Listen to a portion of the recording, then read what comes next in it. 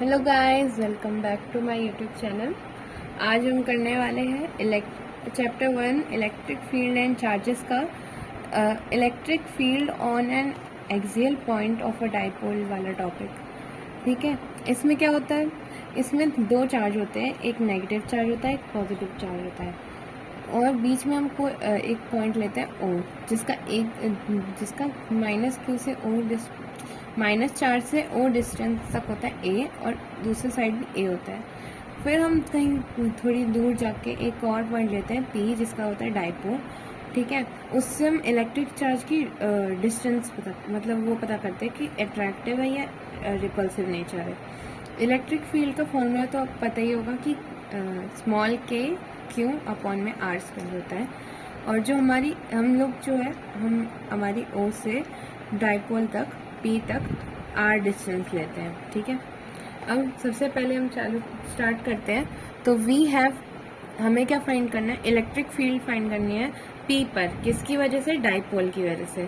और electric field find करनी है पी पर किसकी वजह से, माइनस चार्ज की वजह से, क्यों, नेगेटिव चार्ज की वजह से। कैसे फाइंड करेंगे, सबसे पहले हम लेंगे इलेक्ट्रिक फील्ड 1। सबसे पहले हम फर्स्ट वाली का करेंगे।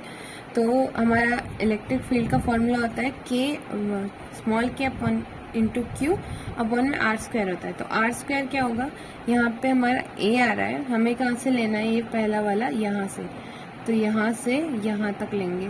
तो इसमें ए यहाँ तक लेंगे, तो इसमें ए भी आ जाएगा, ए प्लस यहाँ से लेके यहाँ पे आर है, तो क्या हो गया आर प्लस ए स्क्वायर। ठीक है, क्योंकि आर स्क्वायर होता है तो इन दोनों का स्क्वायर हो गया। अब हम लोग आर कैप इसलिए डालेंगे ताकि ये जो नेगेटिव का साइन है ना, ये पॉजिटिव में आ जाए, इसलिए हम मैग्नीट्यूड डाल देंगे ताकि ये पॉजिटिव में आ जाए। अब ये पॉजिटिव में आ गया। अब हम लेंगे electric field at dipole P पे ड्यू टू पॉजिटिव चार्ज की वजह से। कैसे, अब हम पॉजिटिव चार्ज की वजह से इलेक्ट्रिक फील्ड दूसरा फाइंड करेंगे। हमारा क्या, फिर से वही सेम फार्मूला है। अब नीचे ये r माइनस ए का होल स्क्वायर कैसे आया, ये r माइनस ए हमने इसलिए लिया क्योंकि हमें माइनस क्यू से सॉल्व करना है। तो हम ये माइनस क्यू से सॉल्व करना है, तो हमें कहाँ से चाहिए, प्लस क्यू से, यहाँ से यहाँ तक का फॉर्मूला चाहिए।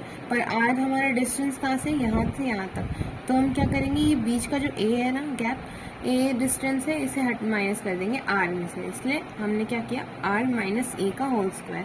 हमने आर कैप इसलिए डाला ताकि ये पॉजिटिव हो जाए, तो इसलिए मैग्नीट्यूड आ गया इसकी तरह।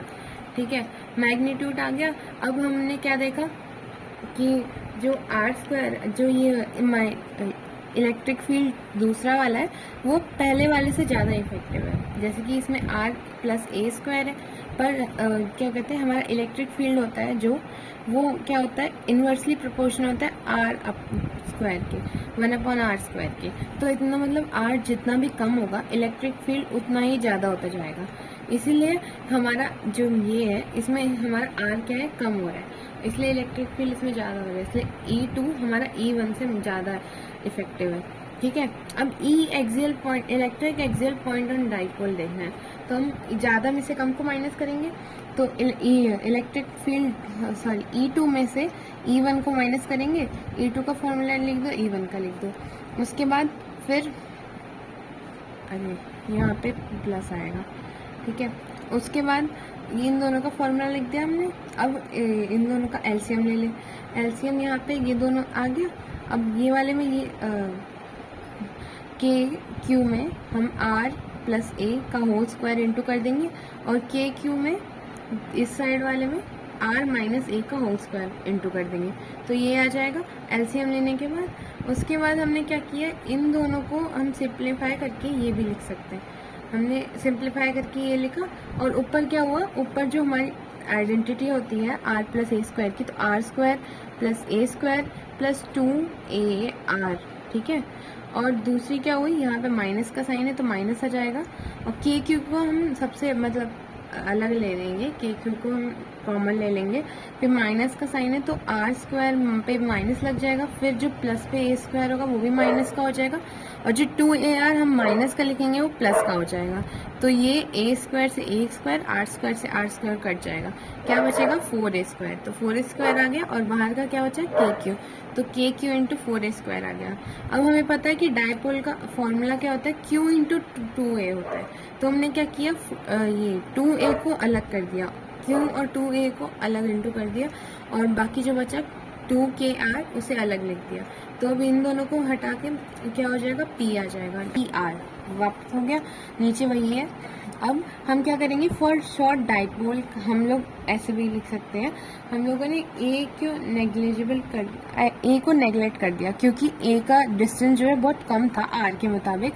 जैसे कि हम कह सकते हैं कि लेट आर बहुत बड़ा है हमारा ए से, तो हम लोग ए को क्या करेंगे, नेगलेक्ट कर देंगे, ठीक है। इसलिए ए को हमने नेगलेक्ट कर दिया, तो हमारा क्या हुआ कि ए हटा दिया, नीचे क्या बचा, आर स्क्वायर था, आर स्क्वायर से स्क्वायर करोगे तो आर स्क्वायर आ जाएगा। अब इससे आर से इस 4 को काटा तो फिर क्या हुआ, आर क्यूब बचा। तो ऊपर क्या आ गया, 2kp अपॉन आर क्यूब। ये आ गया हमारा axial electric field on axial, ठीक है, ऑन अ डाइपोल, ठीक है। ये आ गया हमारा फॉर्मूला, ये है along the direction of dipole. ये क्या होता है, जो एक्सियल का होता है वो along the field with dipole, मतलब वो भी नेगेटिव से पॉजिटिव जाता है। यही है आज के लिए इतना ही। बाद में दूसरा टॉपिक लेके आऊँगी, तब तक के लिए बाय बाय।